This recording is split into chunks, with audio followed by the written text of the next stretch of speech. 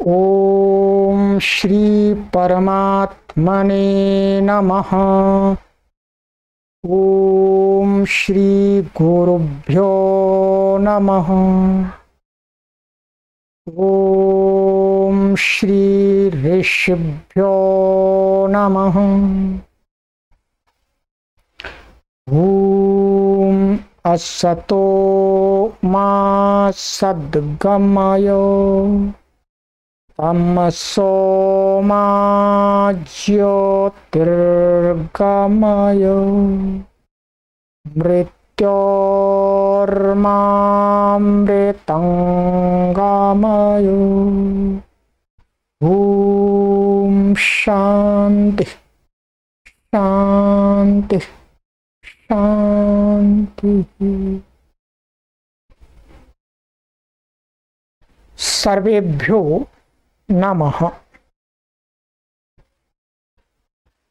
देववाणी संस्कृतम YouTube channel में आप सभी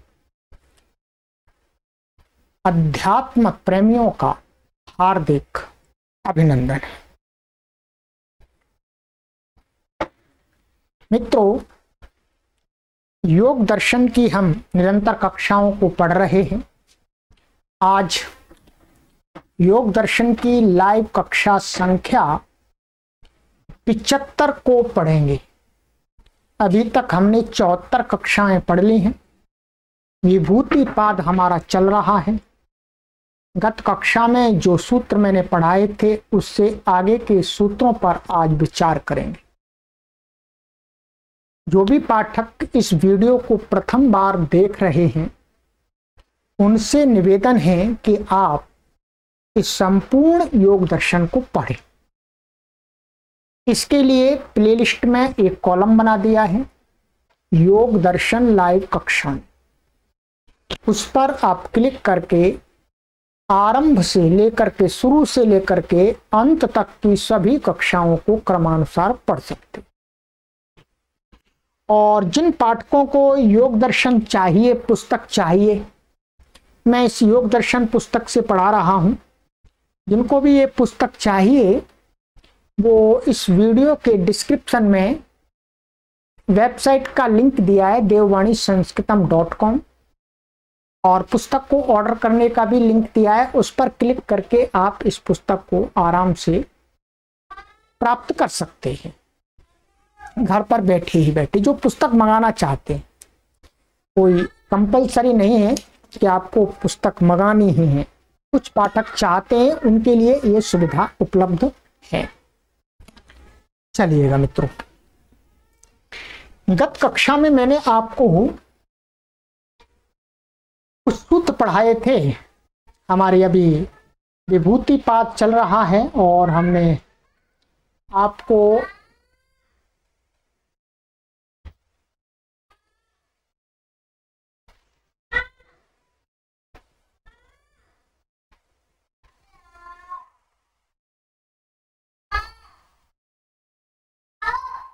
यहां तक मैंने आपको पढ़ा दिया है। ध्यान दें, यहां तक मैंने पढ़ा दिया आपको। ये इस सूत्र से 34 तक पढ़ा दिया था। हृदय चित्त संवित, कि हृदय पर संयम करने से योगी चित्त का ज्ञान प्राप्त कर लेता है। ये गत कक्षा में पढ़ा दिया था। इसके आगे महर्षि पतंजलि जी कहते हैं कि सूत्र है आपका 35वां। कहते हैं सत्व पुरुषयोरत्यंता संकीर्णयोः प्रत्यया विशेषो भोगः परार्थत्वात् स्वार्थ संयमात् पुरुष ज्ञान।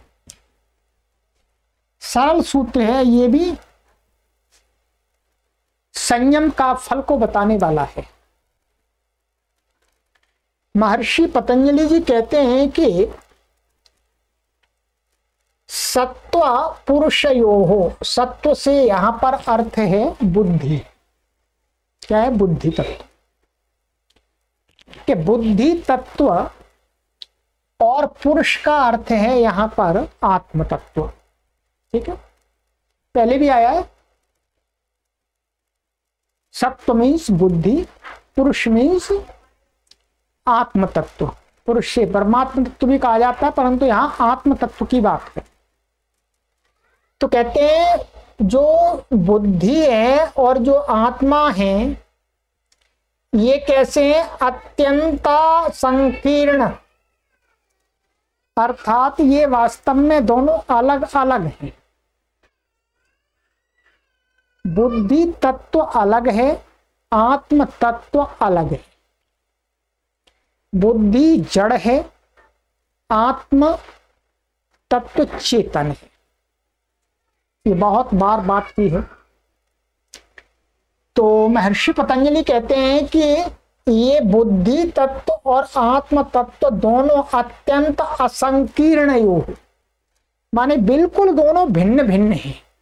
ठीक है, परंतु इन इस प्रकार के बुद्धि और आत्म तत्व के जो अलग अलग हैं, भिन्न भिन्न हैं, पूरी तरह से गुणों की दृष्टि से भी, ठीक है, आकार की दृष्टि से भी सब तरह से भिन्न हैं। कहते हैं इन दो भिन्न तत्वों में प्रत्यया विशेषः, अर्थात भिन्न भिन्न का ज्ञान न होना।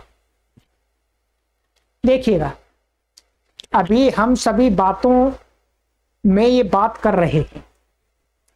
अभी आपको या मुझे, मैं तो अपनी सही बात को कहता हूं, ठीक है, आपसे झूठ क्यों बोलूं? झूठ बोलने के मुझे कोई पैसे तो नहीं मिल रहे। मैं आपसे ये नहीं कहता हूं कि मैंने समाधि प्राप्त कर ली है, नहीं, समाधि हमने प्राप्त नहीं की। हाँ, आगे हम पुरुषार्थ करेंगे तो समाधि प्राप्त कर सकते हैं, परंतु पुरुषार्थ नहीं करेंगे तो समाधि प्राप्त नहीं। ठीक इसी प्रकार से अब आपका सबका तो मुझे मालूम नहीं है, परंतु प्रायः करके अधिक लोगों को अभी समाधि प्राप्त नहीं हुई है। हम यहां पर फिलॉसफी को पढ़ रहे हैं, ठीक है, हम थ्योरी यहां पढ़ रहे हैं एक तरह से।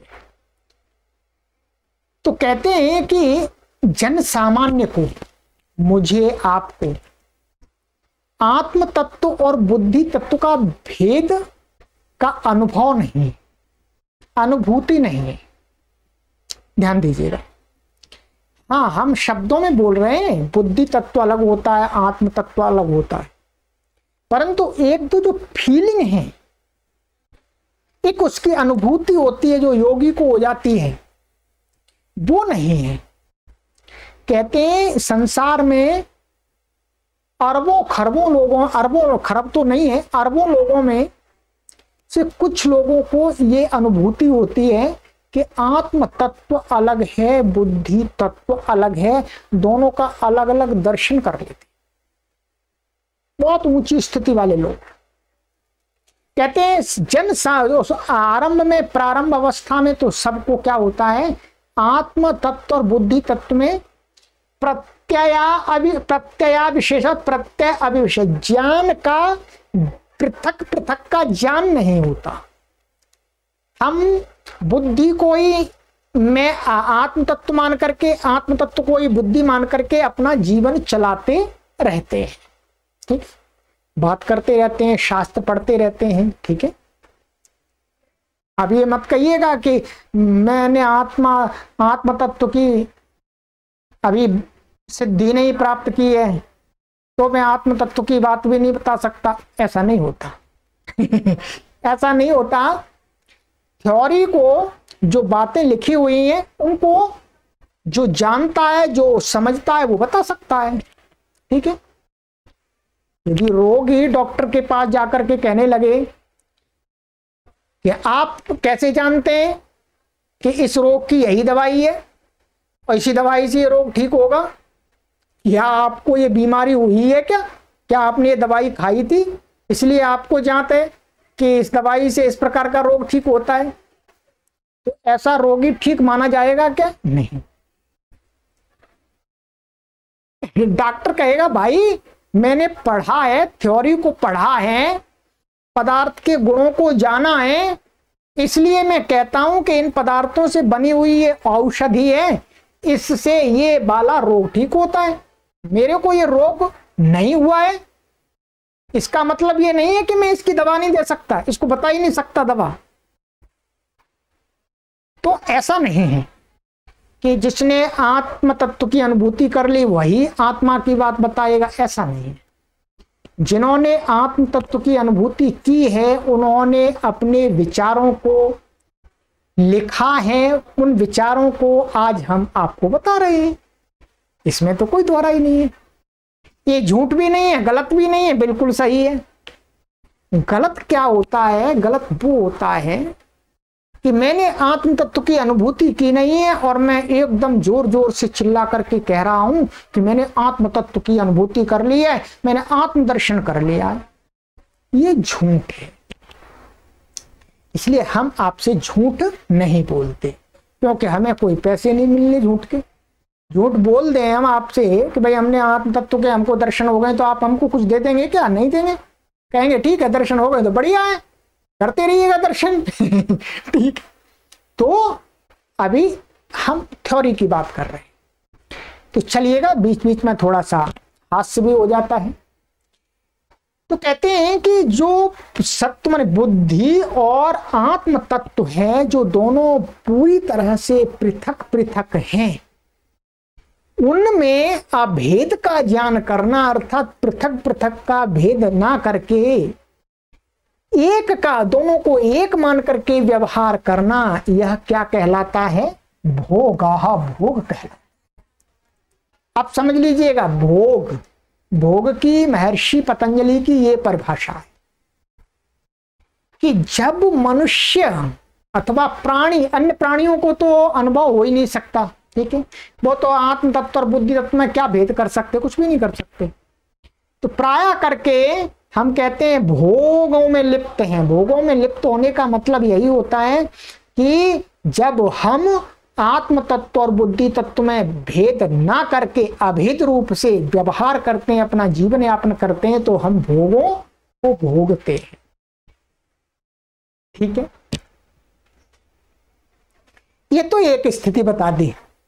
इस स्थिति में कुछ भी होने वाला नहीं है, इसमें केवल रोटी पानी चलता रहता है, खाते पीते रहते हैं, सोते रहते हैं, संतान को उत्पन्न करते रहते हैं। ठीक है, कहते हैं आगे, परार्थत्वात् स्वार्थ संयमात् पुरुष ज्ञानम। कहते हैं कि जो बुद्धि है, जो बुद्धि है वो किसके लिए है? बुद्धि का क्या काम है? कहते हैं परार्थत्वात्, ये बुद्धि किसके लिए है? दूसरे के लिए है। क्या? दूसरे के लिए। किसके लिए? कहा ऋषियों ने कि बुद्धि आत्म तत्व की सिद्धि के लिए है, माने आत्म तत्व का जो लक्ष्य है मुक्ति को प्राप्त करना, उसके लिए बुद्धि का संयोग हुआ है आत्म तत्व से। इसलिए बुद्धि का अपना कोई प्रयोजन नहीं है। बुद्धि किस लिए है? आत्म तत्व के मुक्ति प्रयोजन को सिद्ध करने के लिए, अर्थात आत्म तत्व को बंधनों से मुक्त करने के लिए है। इसलिए कहा परार्थत्वात्, माने बुद्धि तो परार्थ होने के कारण से।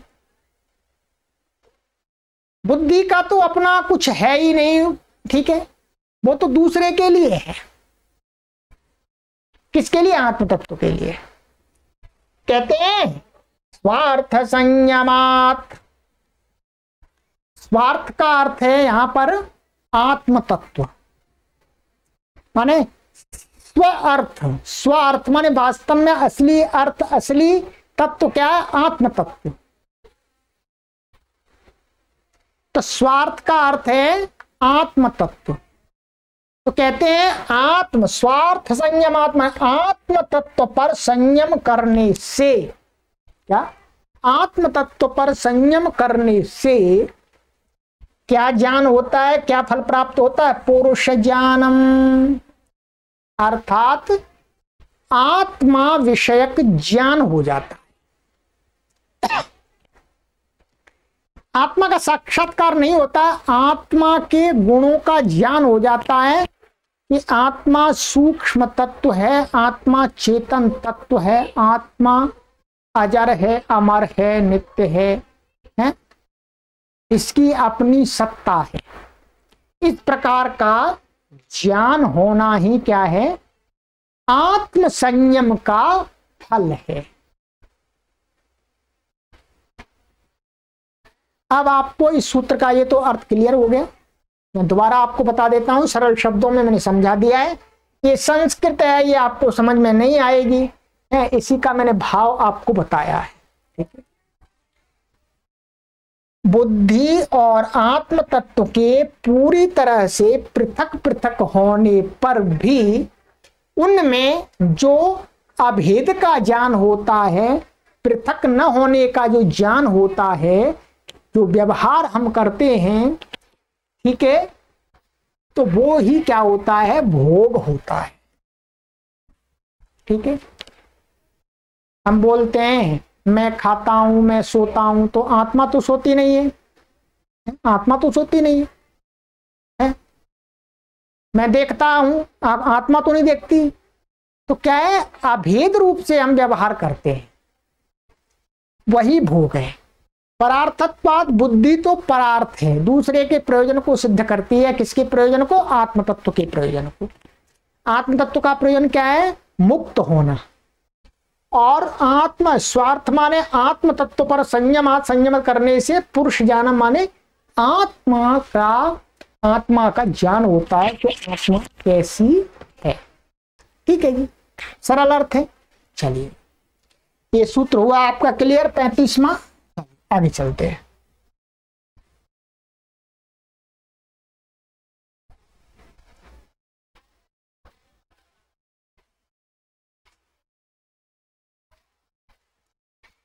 ततः प्रातिभा, ये प्रा है, प्रातिभा श्रावण वेदना दर्शा स्वाद वार्ता जायन्ते। ठीक है। कहते हैं ततः, उसके बाद, इसके बाद, पुरुष ज्ञान के बाद। क्या? पुरुष ज्ञान की बात।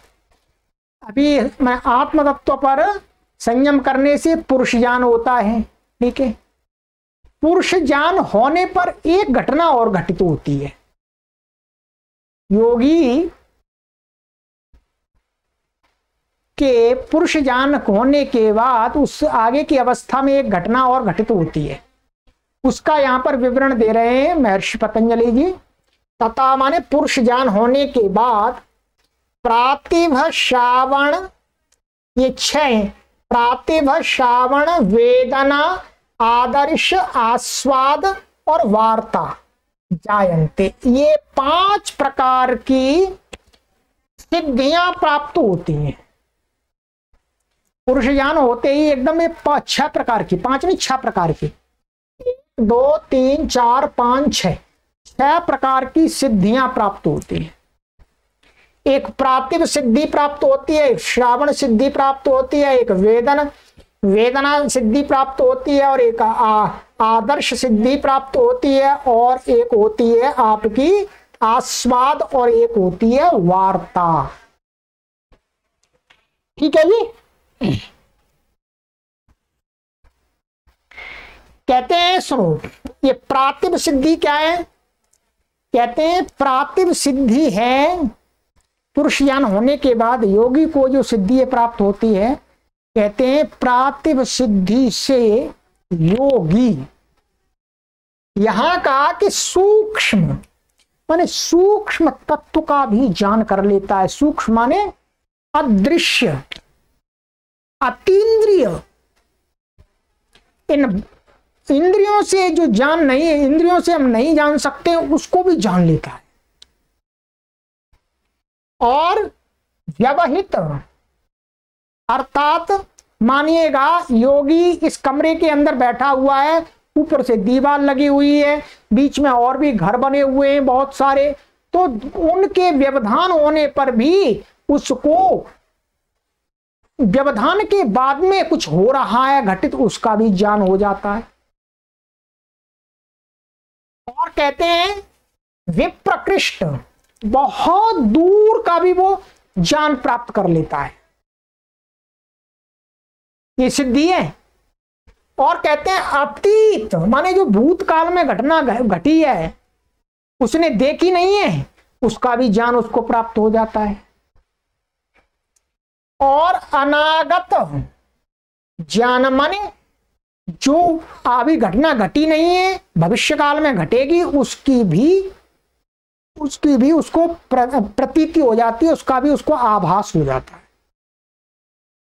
ये महर्षि व्यास जी ने अर्थ किया है।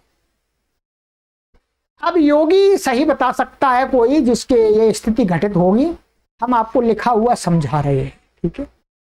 यहां पर ये प्रामाणिक रूप से लिखा मिलता है कि योगी पुरुष ज्ञान होने के बाद में उसको प्रातिभ सिद्धि प्राप्त होती है, प्रातिभ सिद्धि से वह इस प्रकार का ज्ञान प्राप्त कर लेता है। और कहते हैं दूसरी सिद्धि क्या होती है, श्रावण। श्रावण शब्द का है, उसको दिव्य शब्दों का श्रवण होता है, दिव्य ध्वनियों को उससे सुनाई देती हैं। ये हमने सुना भी है लोगों से कि कुछ लोग जब समाधि अवस्था में चले जाते हैं तो वो ऐसा बताते हैं कि अरे बहुत अच्छी अच्छी ध्वनियां सुनाई दे रही हैं, आनंद आ रहा है उन ध्वनियों में, ये कहते। ये श्रावण सिद्धि से प्राप्त होता है। और वेदना सिद्धि से क्या हो जाता है, योगी के पास में कुछ भी नहीं है परंतु उसको अपने आप बहुत अच्छे स्पर्श की अनुभूति होती है, दिव्य स्पर्श की, बहुत ही आनंद देने वाला स्पर्श उसको अनुभव होता है बिना किसी को छुए हुए, ये समझिएगा। और कहते हैं आदर्श सिद्धि। आदर्श सिद्धि से क्या हो जाता है, उसको दिव्य रूपों का ज्ञान दर्शन होता है, उसे बहुत अच्छे अच्छे रूप दिखते हैं। जब आंखें बंद कर लेता है तो उसे अंदर बहुत सुंदर सुंदर दृश्य दिखते हैं, निर्मल झरने, हरे भरे जंगल, ऊंचे ऊंचे पहाड़, बर्फों से घिरे हुए पर्वत, पानी भरे हुए सागर समुद्र, इस प्रकार के उसको आनंददायक रूप दिखते। और कहते हैं आस्वाद सिद्धि से उसको क्या होता है, उसको दिव्य रस का आनंद आता है, अर्थात कुछ खाता नहीं है परंतु उसको बहुत रस मिलता है, अच्छा उसको बहुत सुख मिलता है जिह्वा पर। हाँ, बहुत मीठा मीठा, मीठा कह भी नहीं सकते, आनंद आता है। चीनी खाने में क्या आनंद आएगा, तो बिना खाए ही उसको दिव्य रस की अनुभूति होती है।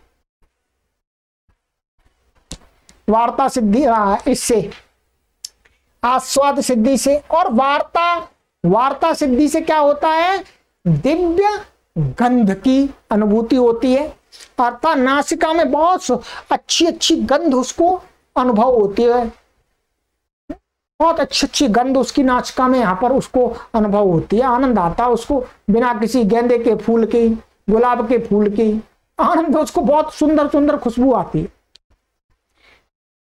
ये 6 प्रकार की सिद्धियां पुरुष ज्ञान के तत्पश्चात, पुरुष ज्ञान के पश्चात उसको योगी को हो जाती है। अब मित्रों आप भी साधना कीजिएगा और इन सिद्धियों को साधिएगा और लोगों को बताइएगा, ठीक है। ये पढ़ने से जानकारी होगी, इनकी प्राप्ति, इनका अनुभव कब होगा, जब आप प्रैक्टिकल करेंगे तब। मैं प्रैक्टिकल करूंगा तब, ठीक है। ये यहाँ पर शब्द पढ़ लेने से एकदम दिव्य गंध की अनुभूति नहीं होगी, ये दिव्य दर्शन नहीं होगा, ठीक है। तो कोशिश कीजिएगा योग का मार्ग अपनाने का, आनंद आएगा आपको भी महर्षि व्यास जैसे, महर्षि पतंजलि जैसे इन बातों को बता रहे हैं तो सच्चाई तो है, झूठ तो नहीं है मित्रों। चलिएगा, तो ये 2 सूत्र आज की कक्षा में हमने आपको पढ़ा दिए मित्रों। ठीक है, आगे की कक्षा में पढ़ेंगे, निरंतर कक्षा चल रही है मित्रों, पूरा हम आपको योग दर्शन पढ़ा देंगे। अब की आगे की कक्षा में पढ़ेंगे 37वां सूत्र। चलिएगा, निरंतर आप दूसरे लोगों को भी इस पूरे कोर्स का जो लिंक है प्लेलिस्ट में जाकर के वहां पर कॉपी करके लिंक को शेयर करते रहिएगा। इससे लोग घरों में बैठे हुए हैं, बड़ी बड़ी आयु के लोग बैठे हुए हैं, 50 साल से ऊपर के बैठे हुए हैं, वो सोचते हैं कुछ अच्छी चीज हमको पढ़ने के लिए मिल जाए, स्वाध्याय के लिए मिल जाए, जिससे आत्मज्ञान परमात्म ज्ञान का ज्ञान कुछ हमें बोध हो जाए अंतिम समय में। तो आप शेयर कर दीजिएगा उन लोगों को। यदि आप युवा हैं तो आप अपने माता पिता से कहिएगा वो भी पढ़ें, आप तो पढ़िए। आप ऐसा नहीं युवा हैं तो आप नहीं पढ़ें, आपको भी पढ़ना जरूरी है, परंतु अपने माता पिता को भी लिंक भेज दीजिएगा। आप देखिएगा क्लिक करके, एक लिंक में सारी वीडियोज आपके पास में है, कोई आपसे फीस नहीं ली जा रही है, कोई शुल्क नहीं लिया जा रहा है, और आपको ये अनमोल रत्न दिए जा रहे हैं मित्रों। करोड़ों रुपए देकर के आप कहीं इस विद्या को प्राप्त नहीं कर सकते हैं, उस विद्या को मैं आप तक निशुल्क पहुंचा रहा हूं। तो आप निशुल्क का मूल्य पहचानिए। निशुल्क का अर्थ ये नहीं है कि पैसे ही बांट रहे हैं, नहीं। ऋषियों की विद्या को आज के इस वर्तमान युग में लोग भूल गए हैं, इसलिए हम ऋषियों की विद्या से, ऋषियों के विचारों से आपको जोड़ना चाह रहे हैं, इसलिए ये निशुल्क है। इसका शुल्क की आप कल्पना नहीं कर सकते हैं, आप करोड़ रुपए देकर के भी इसका शुल्क नहीं चुका सकते हैं। ये ऋषियों की विद्या है, ये अध्यात्म विद्या है, ये आत्म तत्व की विद्या है, ये परमात्म तत्व की विद्या है। ये पैसे से आप नहीं खरीद सकते हैं, ये ध्यान रखें मित्रों। चलिएगा मित्रों, आप सभी के मंगलमय जीवन के लिए प्रभु से प्रार्थना करते हैं, आप सभी योग मार्ग पर चले, सन्मार्ग पर चले, और आप भी अच्छे श्रेष्ठ योगी बने। इस जीवन में ही आप अपने मानव जीवन के मुख्य लक्ष्य को प्राप्त करें। सभी को सादर नमस्ते।